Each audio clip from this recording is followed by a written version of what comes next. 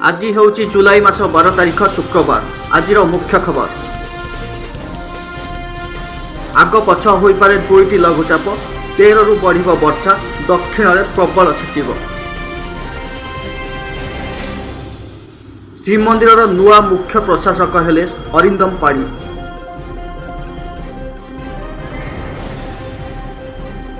शुक्रवार सरीब जुक्त 2 नामलेखा आवेदन। वर्तमान सुधा पंजीकरण करिसंती 5,03,000 छात्र छात्री। केजरीवाल को आवेदन उपरे सुप्रीम कोर्ट का शुणाणी आज।